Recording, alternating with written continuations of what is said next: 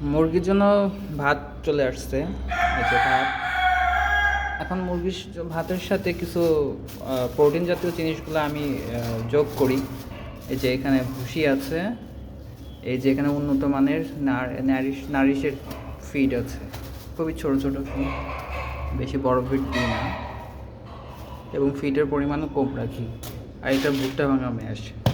তো আমি এখন মুরগিদের প্রোটিনের জন্য কিভাবে কি করি, এখানে এই যে 1 মুঠ এই ফিড দিয়ে দিই।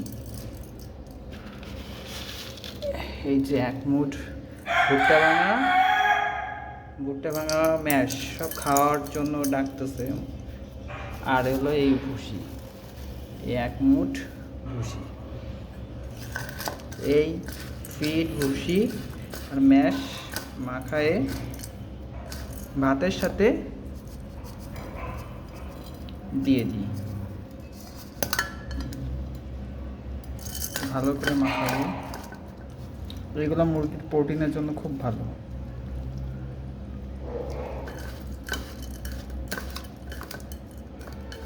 খুবই ভালো এগুলো প্রোটিনের জন্য, মুরগির ডিম উৎপাদনের জন্য খুবই ভালো। এছাড়া মুরগি খাবারের চাহিদাও ভালো হয়। এই যে একটু ভাতটা একটু মাখাই দেবো। এই পাশেও সেম, ভালো করে মাখাবো, মিক্স করবো ভালোভাবে।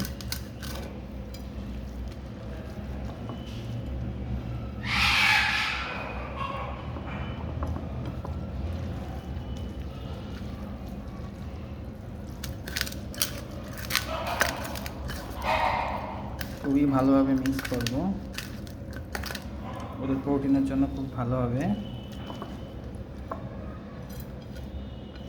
ওকে, আমার খাবার বানানো হয়ে গেছে।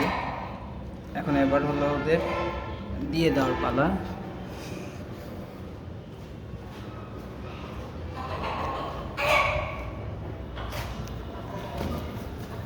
এই যে চলে আসছি, আয় খাবার এসে গেছে, আয়। এই যে ওদের ডিম উৎপাদনের জন্য খুবই ভালো হয় এই খাবারগুলো। আর এই খাবারগুলো খাওয়ার জন্য ওরাও পাগল হয়ে যায়। এখনই দেখেন কেমন করতেছে। এই খাবারগুলো ওদের স্বাস্থ্যের জন্য খুব ভালো, মুরগির খাবার রুচির জন্য খুব ভালো হয় এই খাবারগুলো।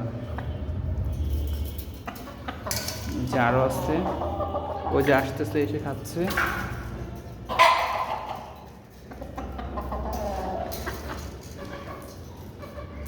এই খাইস না, দাঁড়া।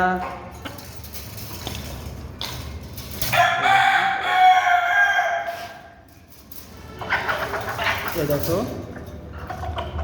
এই যে খাচ্ছে, ওই যে খাচ্ছে, এগুলো সব ওদের স্বাস্থ্যের জন্য খুবই ভালো, সব সময় দিয়ে থাকি।